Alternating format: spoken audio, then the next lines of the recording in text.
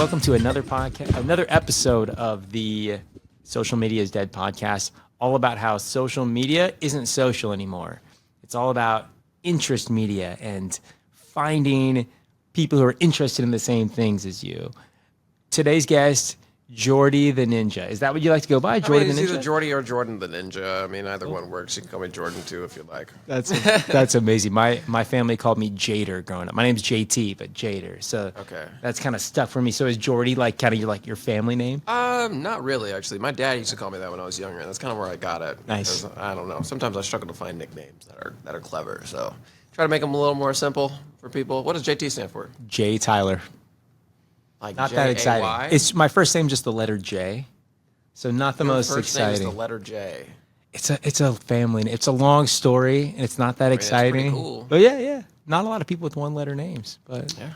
I mean, I think it's pretty cool. I thank like you, unique man. names. It is. It is unique. Not a lot of JTs either. But Yeah. But Jordy, I found you on Instagram, I think probably 2 or 3 weeks ago. And for those listening at home, you're probably going to know this video because it got, 40,000 likes, 16,000 shares. I haven't checked that, but it's about. I mean, I know about the likes. I don't know about the shares. Yeah, About 42. like your shares metric is so impressive because sometimes you'll find something with like a ton of likes, but the shares means that people are really talking about it like within their little messaging communities, Yeah, and I've had people talk about it, and they'll walk up to me like, "Oh, you're in our group chat." No way. That's Yeah, that happens amazing, a couple dude. times. And so for those listening at home, the context of the video was Jordy was going to show people what trying to go from one side of the street to the other side of the street in Omaha is like when there's construction on almost every intersection. Yeah, the construction's pretty sane in downtown Omaha. I'm not gonna lie. When I made the video, I was actually just frustrated. But I like to relieve myself in a comical way, so I just made it. And we're always under construction, so I was like, this is Omaha's favorite pastime: inner city construction. And that was your hook, right? Yeah, That was the first hook of the video. Yeah, basically. I don't remember exactly how I said it, but you need another thing to hate about living in Omaha, Nebraska. Oh no! So it kind of took a knock on Omaha, but like we're self-deprecating. Sure. Like we like Absolutely, everybody. I mean, if you're from anywhere, there's always some things that you're not going to like about it, especially if you're always here and you grew up here. It's just like anybody from anywhere is always going to have the most to say about their city, but they'll also love it the most. Yeah. Exactly. Too, Exactly. It's our lovable cross to bear that there's a lot of construction here, and that's just who we are. I hated living in Omaha when I was younger, but now it's just not so much. Yeah. A lot of maturity, I think. That's amazing, man. That's amazing. Well, so just for those listening at home again who aren't going to be able to see this, you basically went to how many intersections did you go to in that video? Probably only like 4 or 5, to be honest. But you had to drive around town to get to these, and you thought in your head, like, what are the most constructed intersections that I can go and film at? That was not anything I had to think about. Okay. I'm out on the town. I mean, I'm not out on the town because I go out. I'm just out in the community a lot because I play music and I'm in music. Mm-hmm. So that was not hard. I knew exactly where I was going. You knew what gives you the most headache, and you're like, I'm gonna go here, here. Honestly, and this happened like weeks before I even made the video. I was trying to go downtown, coming from the Capital District side. Well, you can't go into the Capital District side because right on 10th and Capital is a big mess. So I was going down there. I was trying to get to Harney Street Tavern on 14th and Harney. So I'm going this way. I was like, oh, I can't get there, so I got to turn right and then go back over. So I was like, okay, I'll just go a block over and I'll go that way. Well, I can't turn that way because Gene Leahy, the street on Gene Leahy runs a one-way to the left, which means you got to get stuck down there again. So I had to turn right again and go up. I had to go all the way up to 20th Street so I could turn left and go down to Harney Street. It was very, very fun. And, I mean, the thing that's most impressive to me is that, and we talk about this a lot on the show, is we call it a cost signal. And the cost signal is just a fancy word for you put effort into this video. Anybody can like sit at home and just talk to their phone, but you put so much kind of love into this video. When someone leaves their home or their office and goes out into the street, sets up a camera, you had your microphone, you dressed the part, in your performing outfit, like all that effort you put into it. People are like, oh, why aren't I winning on social media? Why is my business not blowing up? It's because they're not putting the effort. Honestly, I don't know, man. That's a great take, but I guarantee you that's not what it was. Yeah. Well, where did you find the effort for that video? Honestly, this wasn't effort at all. It took me no effort to do this video, and that's why I think I think that's why it has a success. Like I've made a couple of other videos about it, and but the first one was the one that gets the most attention. Yeah. And I think it's because there was no effort put into it at all. I mean, there's what you do, but I mean, I dress like this every day. I mean, I wasn't in any unnormal outfit. I was actually coming from a meeting. I had a meeting at the Durham for a client, and I was going home, and I was driving through the construction again. And during midday, there's this one piece on like 13th where all the lanes slowly close and everybody has to go down one lane. So there's crowds of cars that just have to like narrow into this one lane. And I don't know, it was really frustrating. And I was like, man, I've driven through this a few times, and I was like, man, all right. But I was thinking to myself, it'd be really funny if I actually just talked about it, how frustrating it was. I was like, but then I got to go home and get my phone and get my tripod. And I was like, I got a meeting in 2 hours. I can do this in 2 hours. So I went home, I grabbed my stuff, and then I just went down to the Capitol and I started there. Yeah, but honestly, I don't think it wasn't a lot of effort though. I think talking the way I do is pretty normal to me. Dressing the way I do is pretty normal to me. I think the setting up the phone, wasn't anything abnormal to what I can do, but I think it was just a natural form of expressing myself through media that really got it going. It honestly, to me, it didn't take a lot of work. It only took me 2 hours to film the whole thing. So, which I still made my meeting. there you go. Right. You're on time. That's awesome. Yeah. But like for a business owner who's trying to do what you do and trying to make a name for themselves and be noticed, like 2 hours out of your day, like that's a good amount of time. And I mean, you're a creative person, so maybe for you, this didn't feel like a lot of time. But I think, I've done a lot of social media production, and I know just seeing what you did, I'm like that. It takes not only like the physical effort of like going out there, setting up and everything, but like the emotional effort of putting yourself out there, recording on a street when there's strangers walking by and looking at you, like putting yourself out into the world takes energy, and that was impressive. It was a little nerve-wracking, and I'm not gonna lie. I have anxiety, so I mean it's harder. But what made it easier is that me just dressing how I am, and I'm setting up with the camera. Besides that, I'm not talking very loud. I'm just talking right into the thing. The way I'm dressed, I look like an actual reporter, and I'm like, well, people aren't gonna look at me too much. It's actually more nerve-wracking to do the ones that I'm doing now, because now people recognize me. And people will stop me in the street, That makes me a little nervous sometimes. But anger is a very powerful emotion. Yeah. So I didn't really care the first time because I was just more upset about it than anything. So, Something about, your passion for your town, your, anger towards like wanting a solution for this pain that you feel of getting stuck in traffic, like all kind of came together into this like creative moment that you didn't take any energy. It was just like, hey, you're speaking your truth, and I think that's just a good testament to like when you were doing social media for a business or creators out there in Omaha, like when you are speaking out of your truth and speaking out of something that you're passionate about, it doesn't, people think social media is so much work, but it doesn't feel like work. Yeah, it doesn't. I work a lot and all the time. And if I'm not, I'm in trouble. But I mean, that's the part of doing something that you love. When you're doing something that you love, you're actually working much harder than you are when you're doing something that you hate. But it's way easier to do it, And sometimes you can get burned out a little, But you're still doing something that you love. Yeah. Anyways, and I think another. Sorry. Go ahead. I think another misconception when it comes to social media is that you actually have to be something. Not like as a person or a personality, but I think people look at people doing social media and they're like, oh, I want to be like that guy. But I think it's more just about being natural, I mean, you just be real. When I made this video, yeah, I mean, I think the somber in which I talk is comical sometimes, and I've been told that before, and it's just how I talk. But you know, it was just angry. It was just anger, and I used that for my video. But it's not always anger. Sometimes it's sadness, or sometimes it's a lot of things. It's more about being natural. You know. I love that. And for those who are listening who can't see your style and your getup, like you have, what era would you call your hats from? Boy, I mean, I wouldn't know to say what era.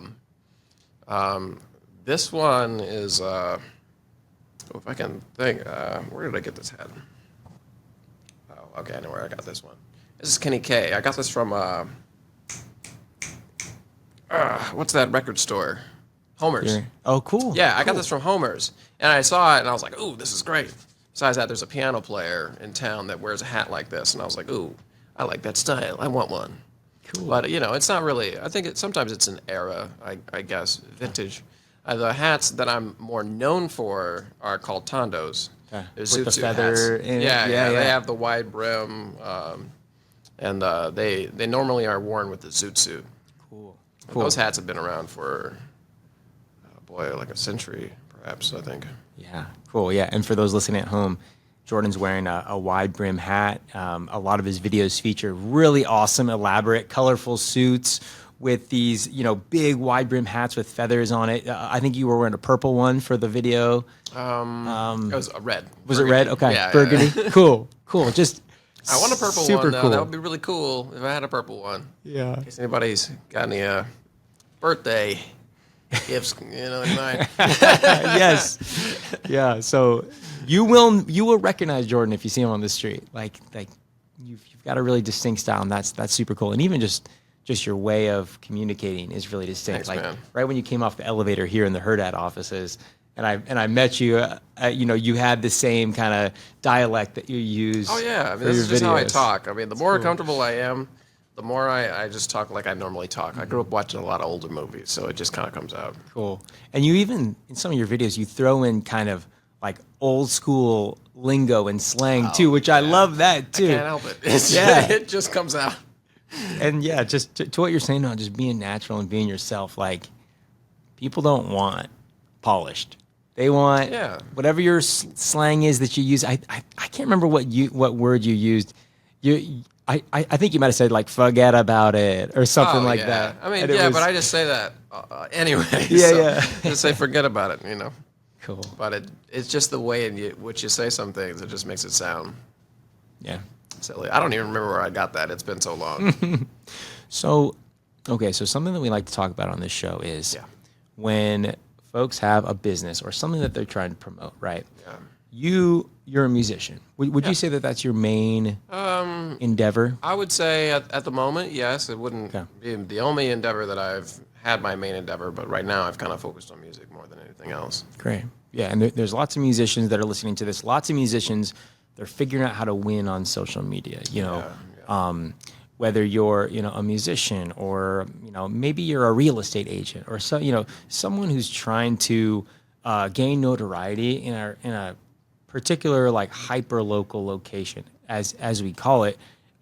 Try to do something like what you did. And what I love about what you did is you took what's like an interest category, right? Which is navigating around Omaha. That's kind of the interest category. And it doesn't have anything to do with your music, except that you're like a man of our community, and you took that interest category of traffic in Omaha and you like attached it to your brand, and I've seen people do this in so many creative ways, like I run like a video production agency, right? And my interest category is traveling around Nebraska and like seeing cool things, and promoting Nebraska businesses. The Corn Belt. Correct. Right, Yeah. Okay. Cool. Yeah. So it's like, okay, how do I reach people? Well, I could say, hey, I'm JT. I make cool videos. Look at me. Or I could say like, here's something that people are interested in. Let me make content around it. And then you're going to learn who I am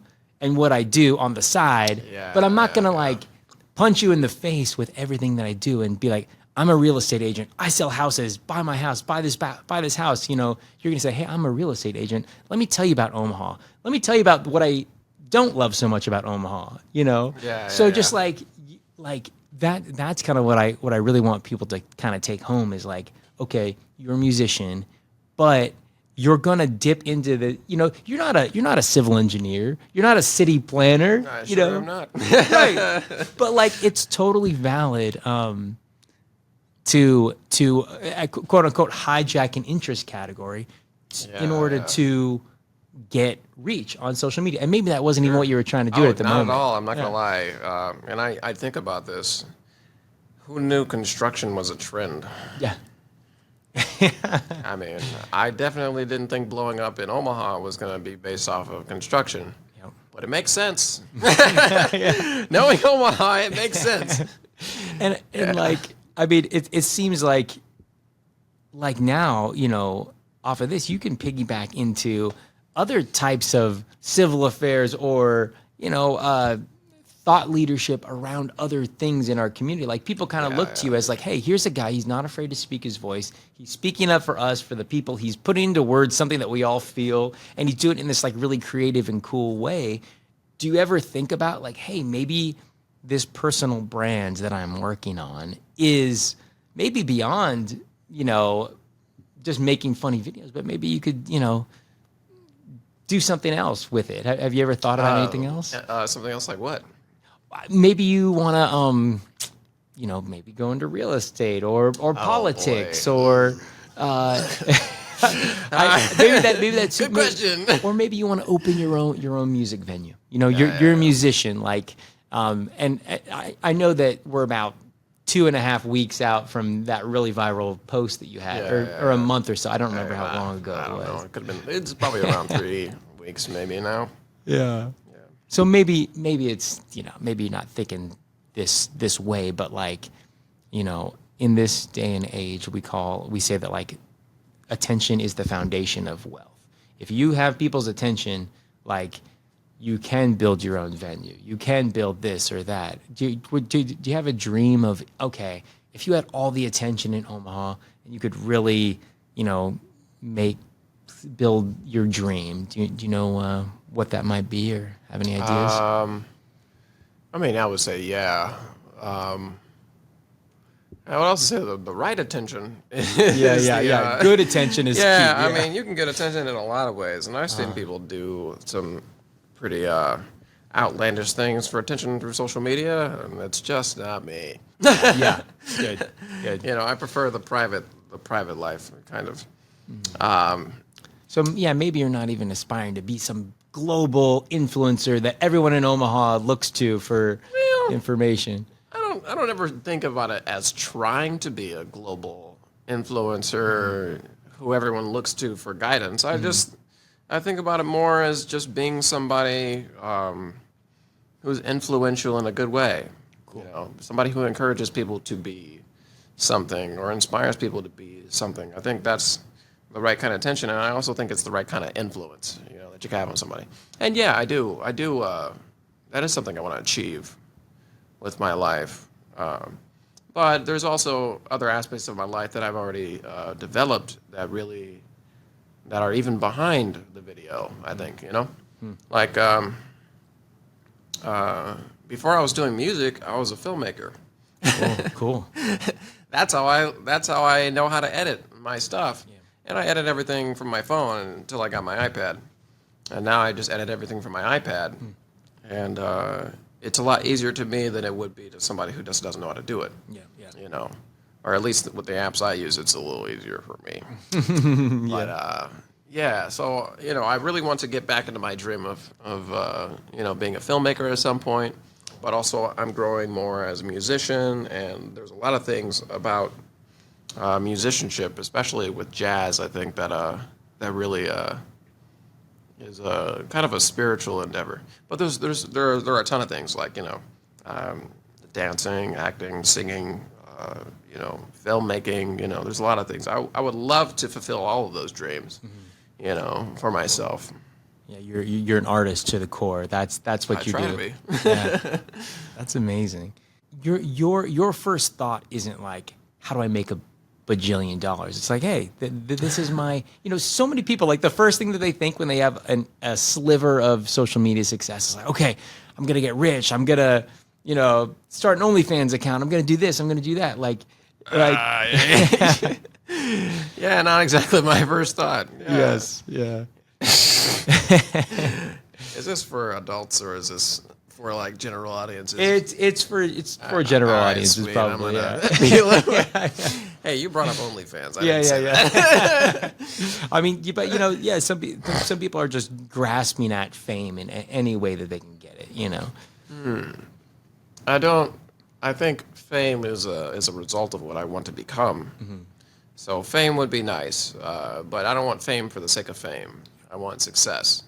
I want to create something meaningful that could change the world. I want to have an impact on the world in a great way that's beyond what I've ever been able to achieve and beyond what I've ever been able to experience myself. Cool.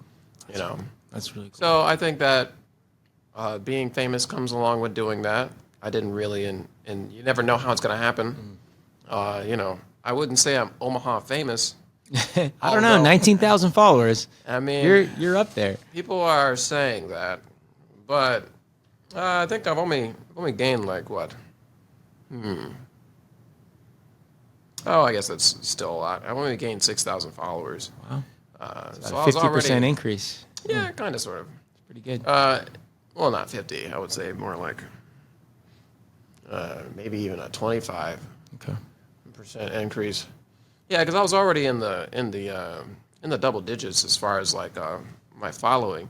It's just my first time having followers so close. Yeah. I've had people in other cities and other people follow me for my fashion.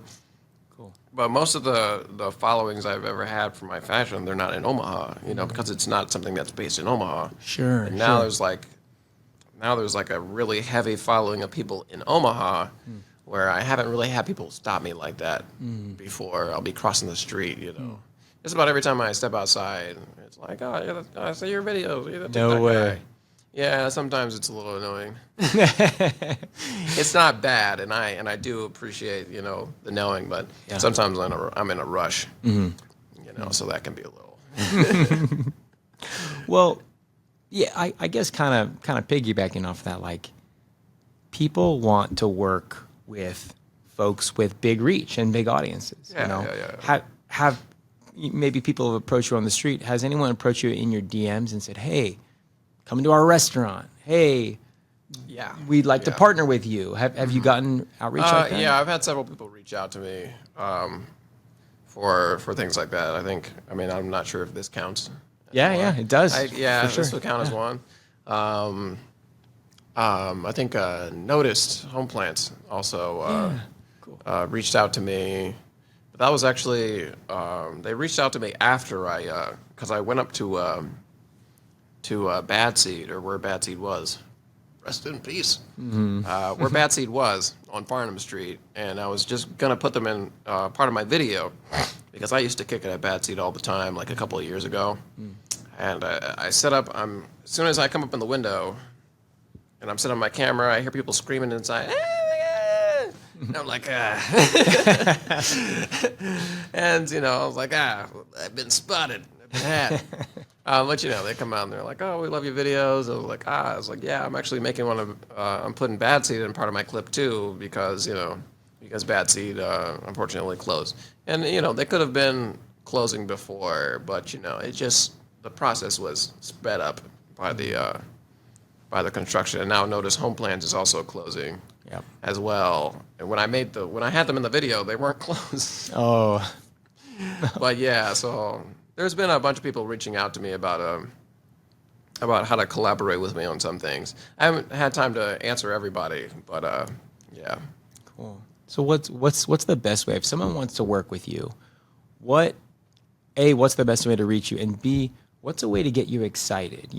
Some creators, they're excited by, hey, give me a free meal, I'll come out and I'll show you a restaurant. Or some other creators are like, look, I'm so booked up, I can only work with like really well paid sponsorships. You know what I mean? And the time commitment has to be very minimal.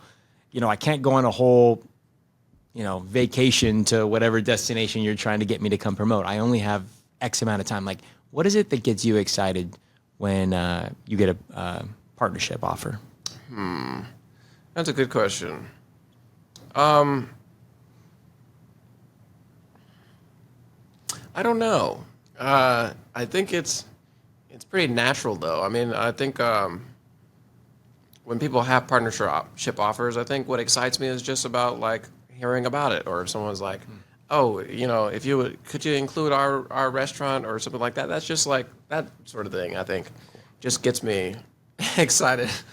I feel like I had a better answer like 30 seconds ago, but No. I mean, it sounds like you're most passionate to work with businesses that either you frequented, that you're familiar with. Like Bad Seed, you said you used to go out of there. Like, it sounds like you're like, what inspires you as a creator is working with companies that that have maybe impacted your life in some way, or just knowing that you can like make an impact by sort of helping them.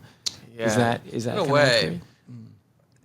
Yeah, something to put in there. I'm not sure if I'm staying on the right track, but I think I'm trying to stay on the right track. But sometimes I don't know how to react to people wanting to do a sponsored thing. Sure. Mainly because the idea of my comedy is not actually to tell anybody to go anywhere. Yeah. I'm actually just making fun of the fact that you can't get anywhere. Yeah. So sometimes that's like, sometimes I don't know how to interact with people because I'm like, well, you want to go here? Too bad, you know. So Yeah. I don't understand exactly how to collaborate with some people because I don't know if I can do promotional stuff. I mean, I'm sure I can do promotional stuff for paid offers, but also it's not just the paid offers. It's also a place that I enjoy, you know, to be at. If I need to check out a spot, that was one thing when I. After the first video, I was over by the Green Room and Cattle Call. And I work with Cattle Call sometimes doing some shows. And, you know, I was asking him, I was like, hey, can you mind if I make a video inside your place? And Rocky was like, sure. And so, you know, he made me some dumplings. And I was like, this is great. And then I jumped over to the Green Room, and there were some other people who recognized me, and I asked them if they wanted to be in the video, and you know, and then they let me come in as well, and I just filmed some stuff there too, you know. But I heard about Green Room when I was at Noticed Home Plants, and they were telling me that the Green Room was a place that was like they're kind of suffering from this construction because their entire block is entirely blocked off. You can't drive in there. You can't drive past Green Room right now? Oh, you can't drive past Green Room at all. Oh, no. Yeah, it's like the entire block from Harney all the way to, or Farnham all the way to Harney is blocked off. That's like right where the Orpheum is. Whoa. Yeah. So you got to get there on foot if you can. So, Don't even think about it. Don't even think about it. So it's more about, you know, I want to help some places. I want to be supportive of some places, you know. If people think it'll be fun for their business to be in front of there, and I'm like, cool, you know. But I'm not sure there's any specific way, you know. Messaging me, DMing me usually works if anybody has my number or if anybody has a contact that knows me or they want to work up a deal. I'm definitely willing to hear about it. So Cool. Yeah. Why don't you drop your handle on here just so that people can hear it? So if they want to DM you, how can they reach you?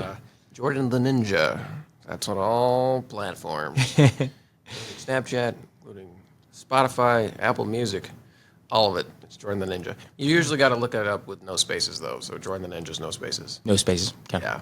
Cool. Yeah, I think there might be like an underscore in your Instagram handle or something like that, right? Yeah. All right. Cool. But yeah, if you look up Jordan the Ninja, you'll find you. That's right. Google me. Amen. That's awesome. Well, yeah, super cool. Any last things that you want to kind of let the audience simmer on? I don't know. We can do some rapid fire questions if you like. Yeah. Go. I mean, yeah. If you got anything, I mean, I'll try to make it short. I feel like we kind of cover everything. Like, just covered, you know, who you are as a creator, and like, I think the last thing that you mentioned that just kind of helped kind of summarize it for me is that like this industry is so new. like popping off on Instagram Reels and then having a business reach out to you to do some sort of sponsorship. It is so real, so new, you know, and it seems like we're all kind of figuring it out together, right? It's like, okay, Jordan has all this attention on Instagram. How can X, Y, and Z restaurant like work with you to kind of get people to their thing? And just, you know, it does take effort for the restaurant to reach out to you and be like, hey, Jordan, how can we do this? And you have to come up with a clever idea of how to do it. You got to go out and do it. So I don't know. I think it's an exciting time because there's so much opportunity, but it's also kind of speaks to how we are in like a new era of marketing, you know, we're all figuring it out together and like kind of, I think we've been in this era for quite some time though, you know, I always got to keep my ear to the ground, you know. True. So I can keep up with the trends or make trends now, I guess. Well, so. You're doing it, man. You're a trend maker. So glad to have you in Omaha. Thanks for coming on and sharing this with everybody. Yeah, of course. Can I make a plug? Plug it, yes. All right, sweet. There's a place called North Omaha Music and Arts. It's called NOMA. I do a lot of their social media as well, and I'm having a birthday jam in 2 weeks on Friday, November 7th, on my birthday. So if you like live music, it's about $10 to get in. Oh my gosh! But yeah, we're just gonna get funky. And we're gonna plug this on the Corn Belt too, just so that we'll get it out to more people. And Jordan, thanks for coming on. Awesome hearing your story. Congrats on the new social media fame. Not new. Well, thanks. Well, but the increased social media, the new local. Yes. The new local reach. Thank you, man. Awesome, man. Thanks for coming on.